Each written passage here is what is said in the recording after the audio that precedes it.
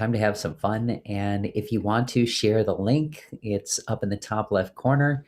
And we're going to talk about the impact that my good friend Nader here has been having in the lives of people and actually had in my life at our first random chance meet on LinkedIn. It's incredible, everyone out there. It's incredible when you can see inside of anyone why someone's mother loved them. You can find what we feel is a beautiful question. Like, holy buckets, is that the place where beautiful questions comes from, or what, dude? Like, how do you feel about that? That place that your mother loved you. They're responsible for what you see here, my mom and dad. Yeah. What you get here today is the result of all their hard work, and I owe everything to them. So, what's your mom and dad's name? You want to give a shout out to them? Yeah, so Reza, my dad Reza, and my mom Soraya. Mom, Dad Reza, Mom Soraya. And where do they live out of? Where are you from, by the way?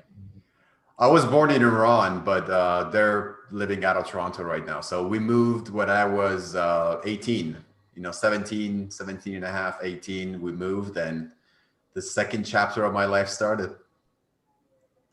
18, second chapter. Did that cause you to be this highly adaptable, perspective oriented, handle the tactics, never be denied kind of person? Because there's a great introduction for you. Like, that's really who you are. Like, what you do, is we talk about on this stream all the time, you'll find is cool, right? It's definitely cool. But Sure. why you do what you do is so interesting. And it's really been Yeah. you on that level. 100%. I mean, adaptation is like the story of my life. That journey started when I was little, because, like I was telling you in one of those last conversation we had, I was literally born in a war zone, like an hour drive away from the western border of Iran, in the middle of an 8-year war. So I was 4 years old when the war ended, and I was 3 when we started. Just what we had to get out of there. Like my dad literally worked in the petrochemical industry in that region, and we used to live like a little bit outside of the city, where the community housing was for people who worked at the petrochemical plant. And long story short, I remember sirens. I remember, you had to go to the bomb shelters or just run away to the mountain, because we were basically in a mountainous area where, the planes came and the bombing started. And, one of those days that we came back, our house wasn't really in the same shape that we left it. So we had our entire family, like in a little minibus, maybe like 14, 15 of us, like 3, 4 families. We packed it in a little bus, and we drove to the north of Iran, which was right by the Caspian Sea, so southern border of Russia, so to speak. So I was 3 when we went there, and my brother Eddie was born, maybe like 6 months after that. And from when I was 4 years old till when I was 18 years old, for the next 14 years, I must have switched like 10 cities throughout the whole country. So my dad's job site constantly changed. So we literally traveled the entire country. And uh, interesting enough, I was sharing this story a few days ago with someone, and I was telling them how, like, I've always struggled. Oh, I've not struggled, but like I was talking about being an introvert, and how growing up, we constantly changed schools. And I never really had the opportunity to build like really deep, close friendships with someone or have many friends. So I was really just on this training path, to become independent, to become adaptable. And the best friend that I had was just basically my brother. So we were the 2 lone rangers, the lone wolves, just like doing everything, ourselves. And that led to many things. And one of the things I was sharing was that, like, I never really played team sports, because that's like part of my story, is like I've always been in this like solitary sports, right? And yeah, anyways, long story short, like I constantly traveled, constantly living in these remote places, either like petrochemical plants or like cement mining. And many years my dad working in mining, so Sounds like completely in remote. feeling secure was a thing that was lacking a little bit in your early childhood. As much as your parents tried for it, it was either environmental or career pulls or friend changes or your house not being the same as when you left it. Like, we start out early. I've got a great question later, but it sounds like security is something that you feel is, and I'm going to open a window up here in just a second so I get some better lighting in here. Um, how do you feel about that? How have you changed that into an experience that worked for you with the outcome that you just mentioned?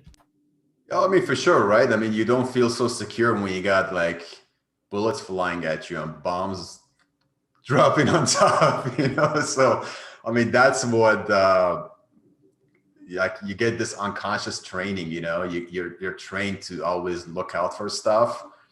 So one of the things that like this stories come up, what I'm pretty much everything I've always told you, like part of my stories that keeps coming up, like what I'm about to tell you is like the other day, yesterday, we had people working on the roof again. So every time when this happens, I tell the story to whoever's talking to me. I'm like, you know what? I'm not in a good mood today because we have people working on the roof. They're like, what the hell? Why?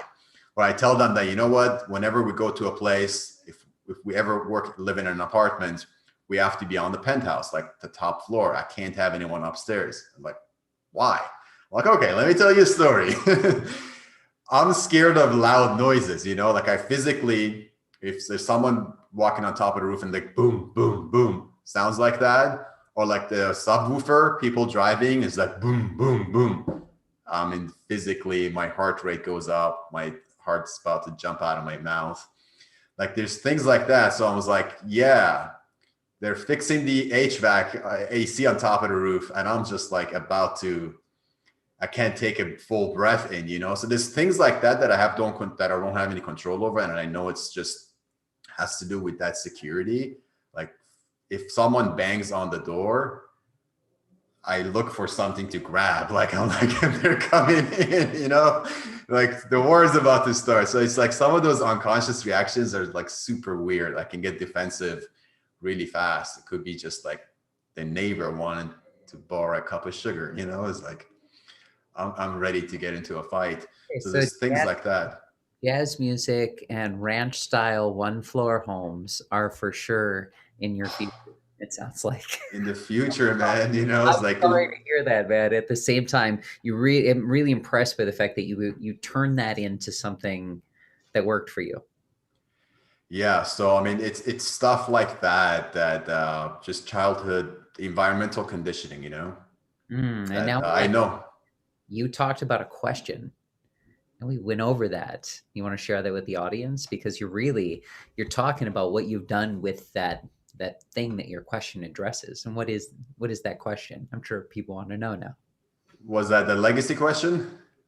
Exactly, that one What right. is my legacy? Yeah. So I mean, since I've had that experience, since I know where I've come from, and a lot of times I felt like really small, really insignificant, really incapable, really insecure. Now that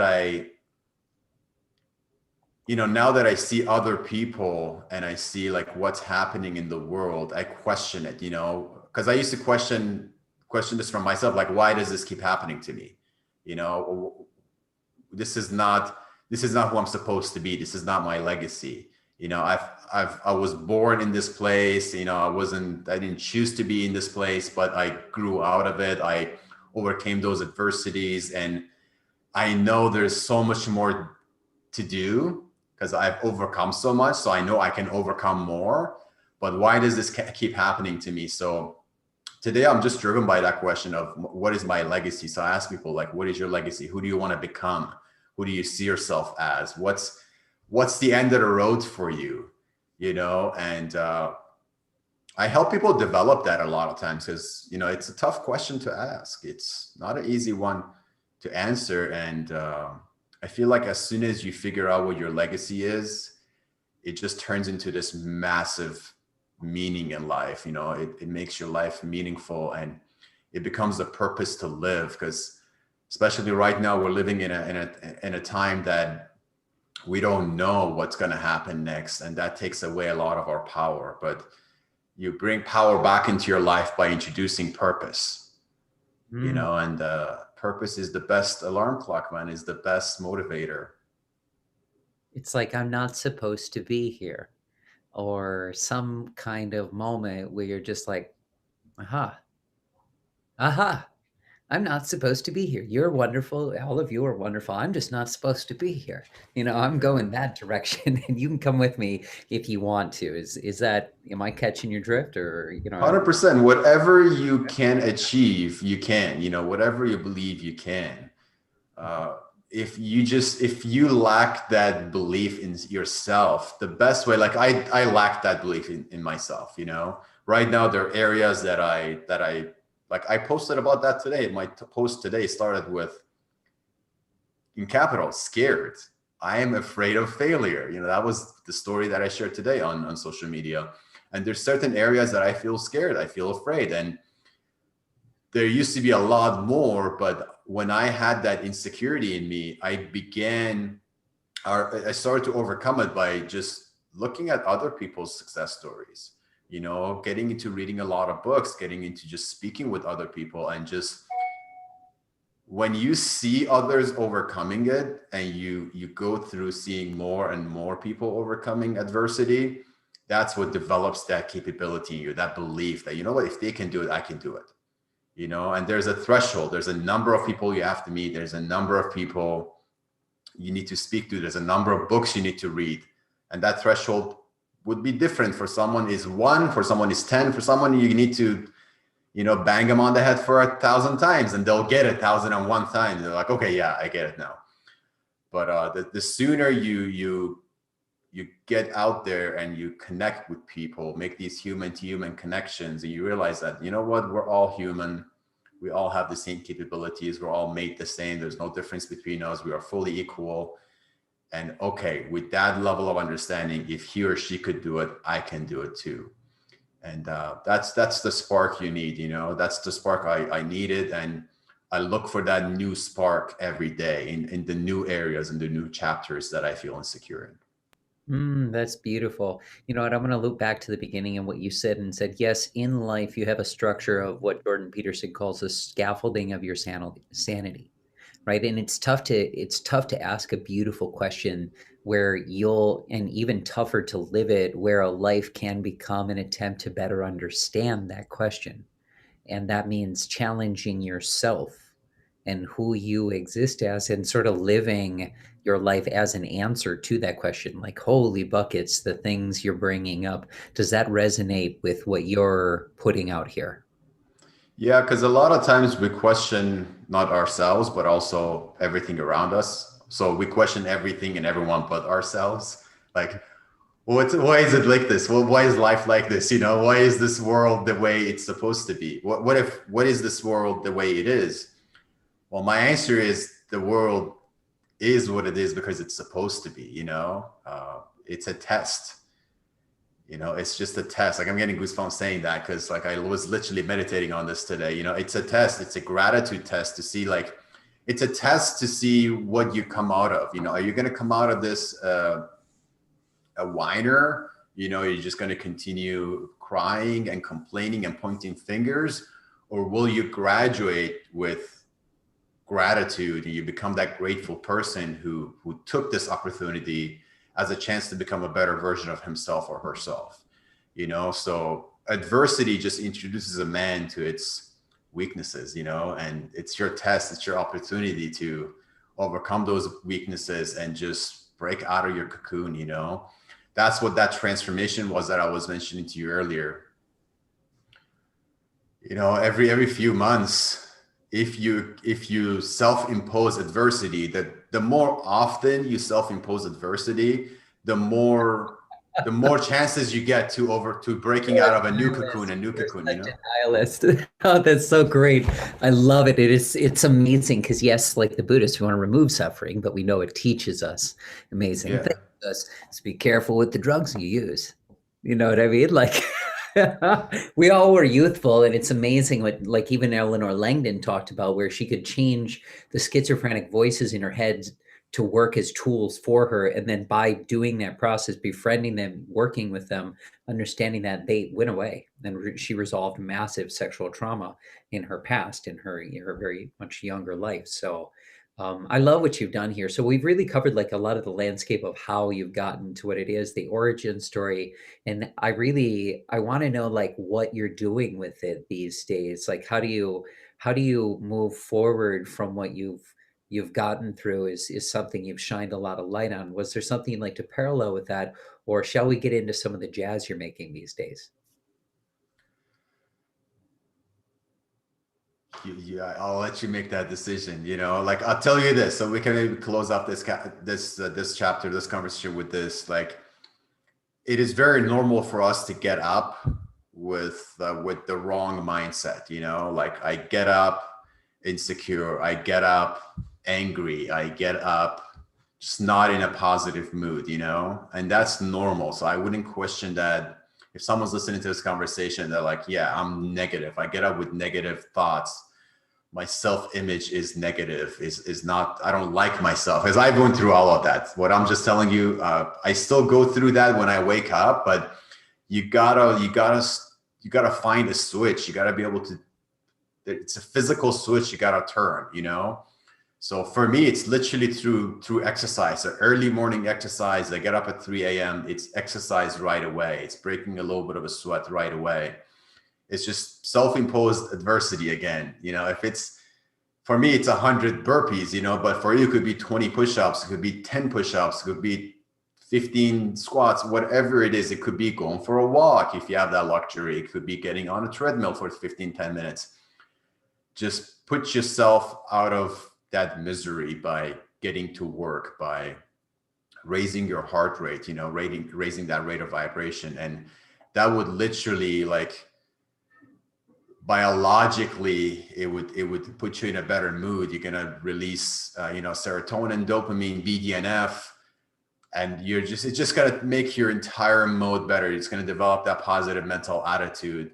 And a lot of things, one of the things that I learned from my coach, he always says that you cannot solve a problem with the same mindset you were in when you created that problem. So if you currently have a problem and you're in a negative mindset, you're pissed off to have that problem, you will not be able to solve it. No matter how many times you try, you're still going to get a negative answer. You're still going to be stuck on that problem. So go and do something to get your mind in the positive state, then come back and visit that problem again, and you'll find a positive answer. So if these days you're waking up and you're just not in the right mood, first of all, it's okay, understand, accept it. But second of all, take action towards getting yourself physiologically in a better state, and just go work on yourself. It might be meditation, it might be more exercise, it might be reading, it might be journaling, or it might be all of them. For me, I like to do all of them.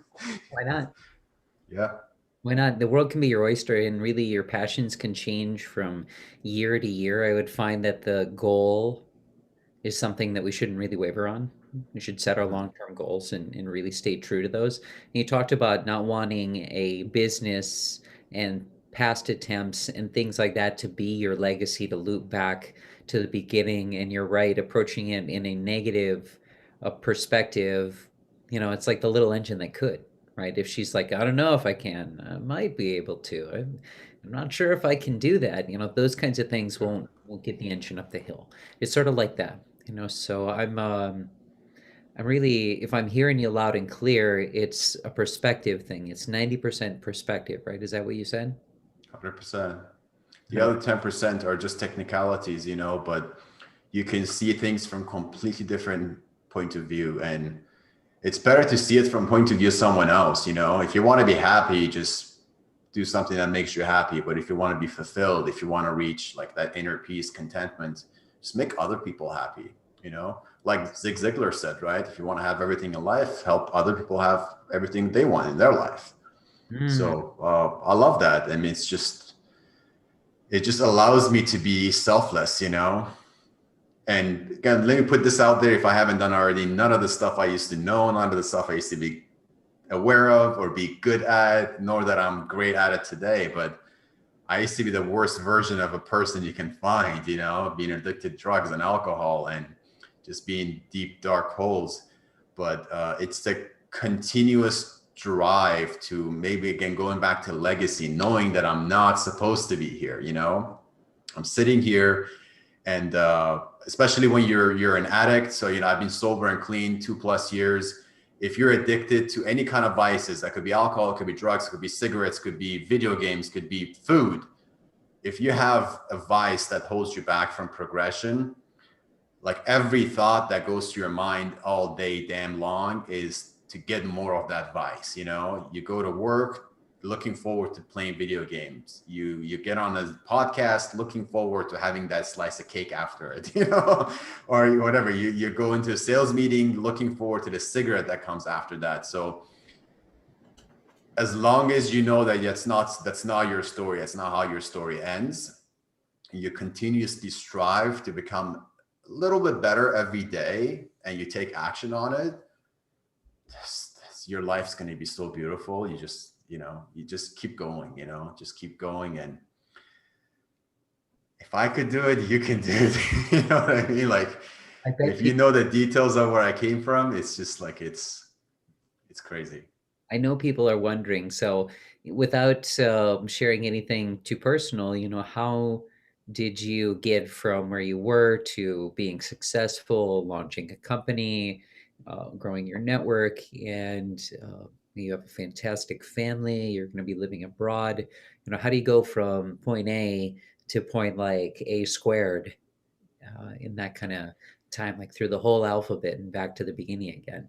Yeah, well, don't do what I did, but I literally hit the absolute rock bottom. So this goes back to, I'll tell you the end of the story first. So on January 1st, 2013 at like 5 a.m., I attempted to take my own life. And yeah, I was unsuccessful, you know, but so that's literally rock bottom, you know. So a month after that, I met my wife. We started chatting online. You know, we connected on Facebook first. We realized that interesting story that in our hometown back home, they used to be my grandfather's neighbors.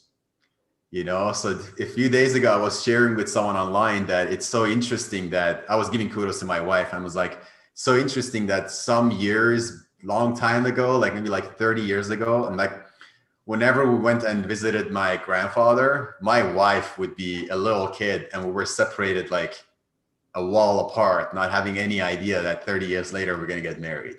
Like, how crazy is that, you know? But yeah, I mean, I met her online and we realized that, oh, our moms are like, they would have been friends and they knew each other a long time ago. And you know, I just kind of like dedicated myself to being committed, you know, to someone. And I literally knew her. I knew that I was going to marry her from the first moment I met her, like on Facebook. It was like one of those things that I shared with her and like, this is what's going on. This is where I'm at. And she literally met me at the worst time of my life. Like, how crazy is that? You Yeah. know? Same with my wife. Holy buckets. Like, that's when you really know somebody. Have you Yeah. ever seen the Back to the Future series? Yeah. So in movie 3, when they have the train going really fast, there's a point of no return. And I've often found in the case of success, there's a point of no return when that success comes where you can't really establish the same level of relationships with people. So, you know, I'm really excited. And that sounds like a first world problem to have, but then there's all the responsibility, that perspective, that leadership. And so, the beautiful thing is this can be a persistent thing that starts in the family, that builds a healthy relationship, and really sets what I believe the Bible says about the idea of a house on the rock. I Yeah. think it's a good metaphor, something like that, along those lines. And so I really appreciate what you're saying. Am I catching your drift there? You are. And, you know, so I'll tell you this too. It wasn't the first time I hit rock bottom. You know, it was like the second time in a 1 year period. Because the first time and this happened to me in the Dominican Republic, a month and 3 days prior to that day, I literally like fled the country. I left Canada and left like left a 4-year long relationship on the third attempt to break up. And the third attempt was me just getting the hell out of the country on a one-way ticket. So it was like that was one of the bottom, rock bottoms. And I just couldn't deal with myself, couldn't deal with anybody else. I just kind of like fled and said, you know what, I'm just going to go and live on an island in the Caribbean. And well, that didn't work out because it was just like a month of doing drugs and drinking, which led to me just like destroying myself to nothing, and wanted to drown myself and getting wiped out and smashed to the rocks. And it was just lucky that there was my roommate there who was running after me, trying to stop me, who got the security guard, and they pulled me out, Not that I have any memories of that, but that's what happened. So I found myself upstairs and not being able to walk for 3 days. And I literally didn't talk for like a little while, for like 2-3 days after that. I didn't say a word. And just like, there was this window we had with this like little mini couch. I sat down on a mini couch with my left leg just like straight on the couch and just looked outside for like 3 days. So it was like, it's those times that I remember like every moment of that. It was like 72 hours of what just the entire life flashing in front of you, like on a continuous loop, so you don't necessarily have to hit rock bottom, although a lot of us do and would come out of it, a new version, a different version. When I came back after that, when I came back to Canada, like, my friends were saying that I even sound different. First of all, I defriended everybody. I just started from a blank slate. But the people that were seeing me, like, first of all, I had lost 40 pounds. Like, in the 3 months that I was there, I'd lost like 40 pounds. So I came back like from a 200-pound guy to down to a 160-pound guy. I was 161 when I came back. And they were saying, like, first of all, you look different. You sound different. Like, what you're saying, what you're speaking is different. Although I came back literally an alcoholic, but I just knew that I had to leave this stuff behind. I have to stop drinking, stop smoking. I had to get my life together. I had to restart my business. So sometimes, you look back, like for me, I always appreciate the failures, but sometimes it's just like you don't notice it, until you fail again, and then you fail again, and you fail again, and you fail again, and then it finally hits you. So just don't let it hit you too many times, because it could be one time too many.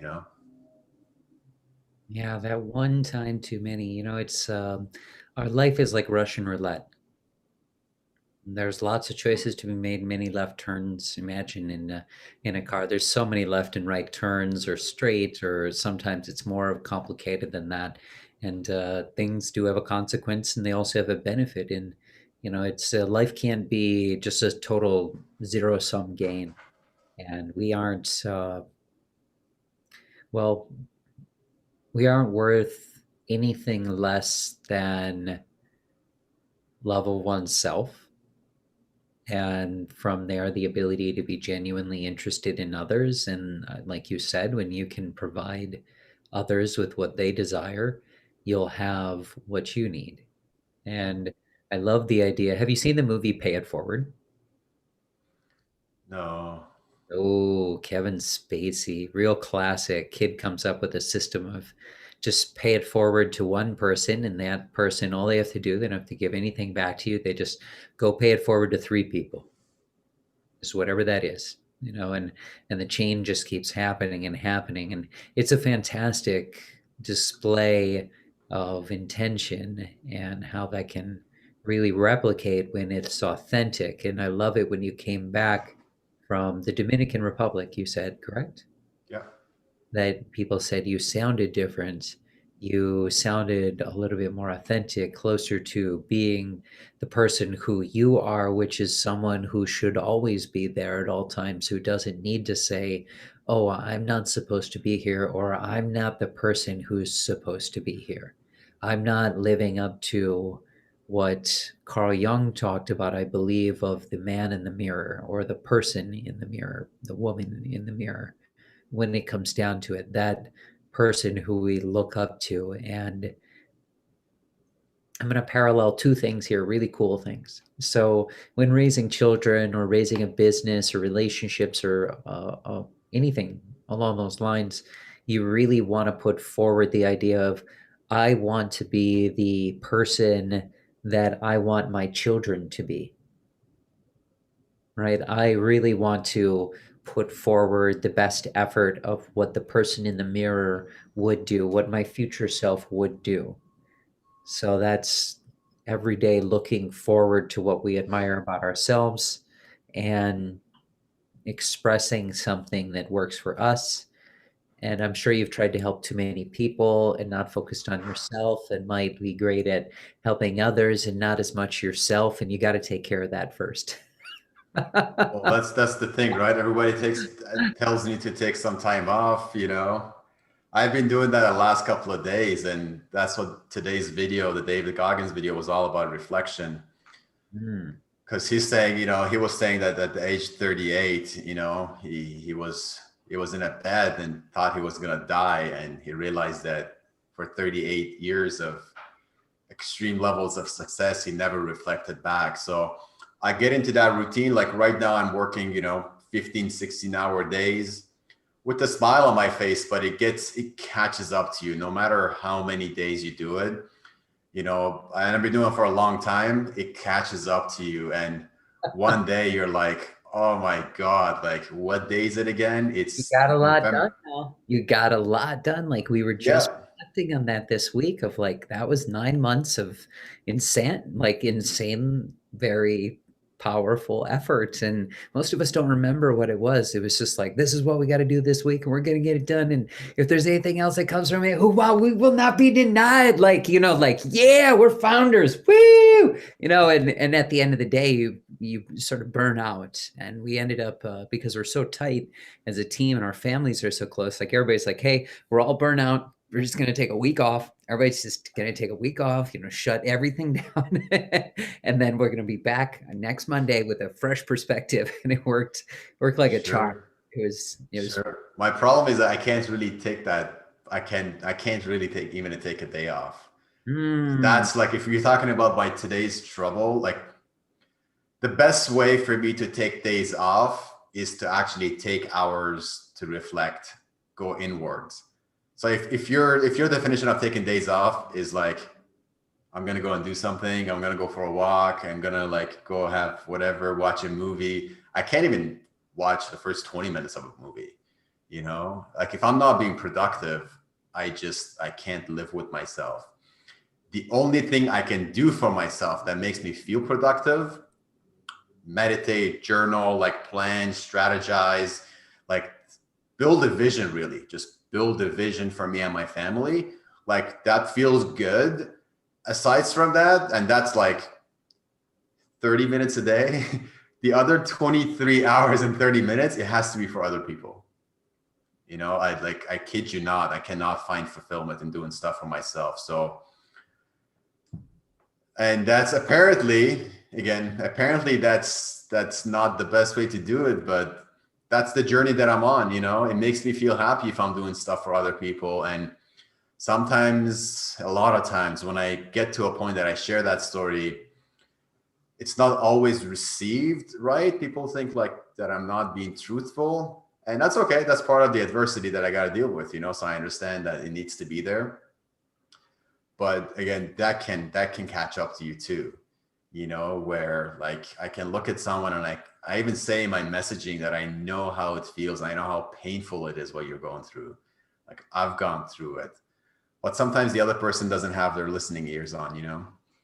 So it's just like so now it's a matter of me becoming okay with not being able to help everyone, which is like one of the toughest pains, is that I know I can help you, Brian. Like I know I can help you. Like you're thirsty, I got a glass of water. You're lacking air, I've got a straw for you. Like you're underwater, I got a straw for you. You can get, but when you don't reach, and I'm holding it right here, but you don't reach to grab it, you're like, oh, what's wrong with me? Why can't I make him grab it? You know? So that's what's really challenging, you know, when you genuinely want to help someone. And Les Brown says, some people will not participate in their own survival. I heard Les say that, man, maybe like 4 or 5 years ago. he was standing, he was visiting Grant Cardone's office, and he gave a little speech to Grant's employees. And he's like, yeah, no matter what you guys do, trying to sell people and try to help them transform their life and business, there you will come across people that will not participate in their own survival. And there's nothing you can do about that. That's your personal development journey. You got to be okay with that. You got to okay with letting people die.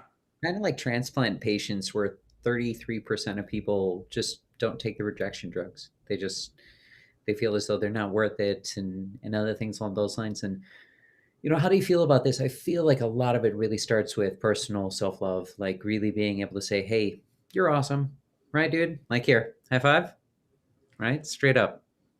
Or just appreciation, genuinely Sure. listen to someone, and those kinds of things. Well, you know what? I'm really pumped about the fact that you sort of lost your mind, right? And the back of the shirt is "Find Your Soul." Haha, love it. It's from a canoe trip, this place up in the Boundary Waters, in the middle of nowhere, and yeah, it's interesting how we have everything we need right here, right now. Yep. It's a really, yeah, it took a long time and a lot of failure and a lot of misalignment with people. And I'm really glad that me and you both use things in our life to relate to other people that have, let's call it something like a half-life that has a stronger half-life than firing up a joint or having a beer. Now, those things are great, and I'd view them more in the line of a bonus. Now, I understand some things aren't touchable for other people. Even those things in your life, not at all, is fantastic, because life is really beautiful and it gives back a lot of joy just from our body and interaction with people and other things along those lines. It's a void that a lot of trauma in people's lives causes us to try to make up for, to chase the dragon, like opium or other things like that, often talked about in that way. So, and then we just become lost boys like Peter Pan, right? And I just heard Jordan Peterson talk about the idea of, you have middle age, specifically white males, and they end up with losing their job, and they have no specific direction in life other than that job and providing for the family and things like that. And where women, not always, but women predominantly have a role in life where it's to make sure the next generation comes to fruition and to take care in that space. It's not required, it can be shared, but he says it much more eloquently than I am. What I can take away from this is purpose. You talked about that earlier in our conversation, where that purpose is almost like, how do you feel about a compass in the dark? Purposeless. Interesting. Compass in the dark. You can still feel it in your hand. You might not be able to see anything. It might be totally dark all around you. You still have that compass in your hand, or the little toy soldier, or whatever you imagine is in your hand at that time. There's a fantastic exercise that Ben Holleran, my co-architect here in Bluprnt, showed me one day. Is called the cube, right? And it's this wonderful imaginary kind of space that it's a test that you can only really take one time. And it's this really, really cool display of like how big you set your goals or other things along those lines, how much control you enjoy in your environment, and how you get that, how you supplement for not getting that comes back into the usage of drugs or other things, or money, food, sex, etc. All the things that we don't want to talk about with people, because it's uncomfortable to challenge the scaffolding of that sanity. It's uncomfortable to do that work and actually learn how inauthentic I'm being, or whatever the case is. Like, wow. And then what a privilege it is to be able to improve with others in that way. Like, oh, damn. Like, Sure. Wow, Nader, you're bringing up some amazing stuff because my journey as well is one that is fraught with not alcoholism for me specifically, but just laden with, within my family history and other friends and family in that regard. So there were a lot of traumas that happened to me and continued to happen to me since I was a little boy. And I ended up with a void that I tried to fill for a very long time. And I one day just snapped and it was just like, yep, I'm going to go do this. I'm this person. There's nowhere that I can find currently that allows me to exist in society, even though I'm trying to be this person that wants to drive and that makes people uncomfortable.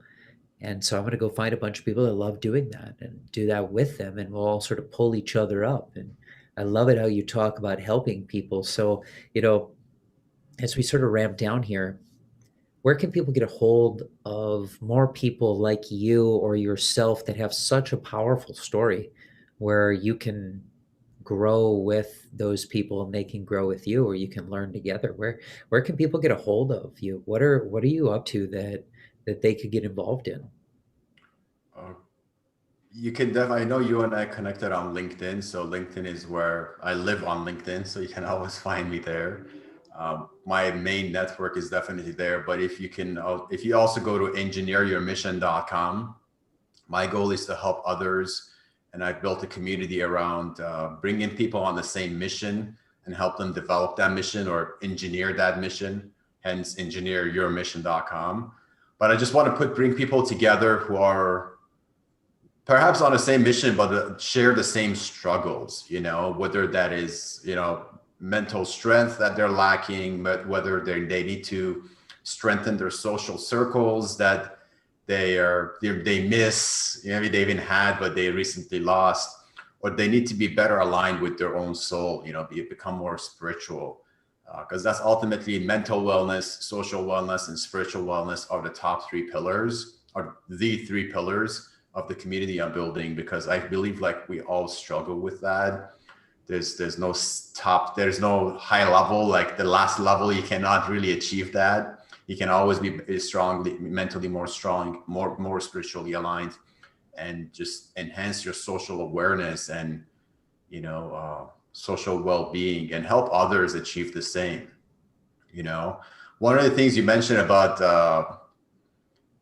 compass or like direction, getting directed, so to speak. I guess I took it that way in terms of following someone else's direction.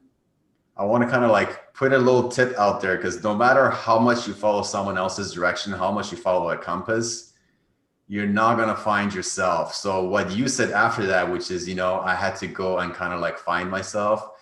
And sometimes I have to go find other people. Well, that's the journey where you kind of go to lose yourself in order to find yourself.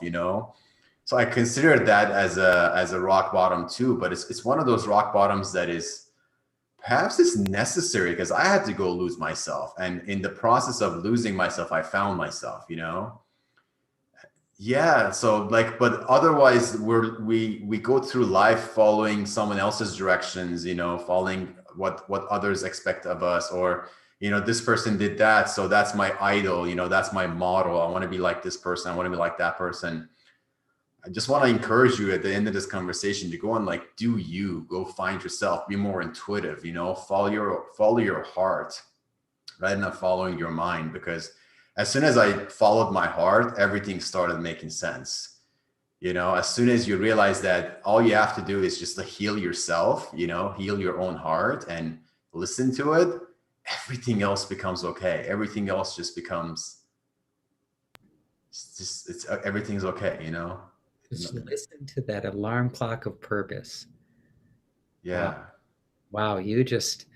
Thanks for the power up today, man. Like, not only did we Of stream, course. we are going to be on podcast or anchor.fm, or Finding Beautiful Questions on Anchor FM. You can find us on a whole bunch of other platforms beyond that. There's a whole bunch of stuff. And then, Nader, I'd love to do some events with you. So, those in our audience or in our community and bluprnt.org is a innovation community and idea factory that is the reason that this podcast is being presented to you today, guys. And we really appreciate how Nader is part of a long line of people that have really found something very beautiful with their life to think about what is my legacy? Why am I constantly being pulled towards things in someone else's direction from the spaces I've come from, the things I've learned from? Why can I not set my own course? And that's this. There's so much juice to talk about here, man. There are so many things that we could really talk about and empower others with. So just thank you very much. And everyone else in the audience, yes, genuinely. Thank you, everyone, for just another wonderful session of talking about somebody's beautiful question and how they live their life as a attempt to better understand that. Thank you everyone for your time and have a great day.